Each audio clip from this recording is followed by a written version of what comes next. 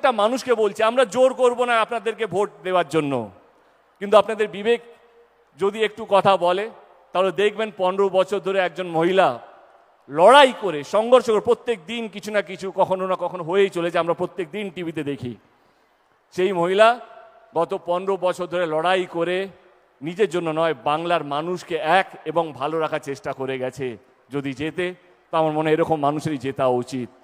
আজকে আমার দিন নয় বেশি কথা বলার, আজকে আমার গর্বের দিন, আজকে আমার ভালো লাগার দিন। কারণ ঘাটাল লোকসভা কেন্দ্রে যেটা একটু আগেই বলছিলাম যে দীর্ঘদিনের কষ্ট, দীর্ঘদিনের আবেগ, দীর্ঘদিনের চাওয়া, দীর্ঘদিনের পরিশ্রম, সেটা হচ্ছে ঘাটাল মাস্টার প্ল্যান, যেটা আজকে শুভ উদ্বোধন করলেন আমাদের মাননীয় মুখ্যমন্ত্রী। আমি আবার ঘাটাল লোকসভা কেন্দ্রের প্রত্যেকটা মানুষের তরফ থেকে দিদিকে হাত জোড়ো করে ধন্যবাদ জানাচ্ছি এবং অভিষেক ব্যানার্জিকেও ধন্যবাদ জানাচ্ছি, কারণ 2024-এ তিনিও কথা দিয়েছিলেন, তিনিও কথা রেখেছেন।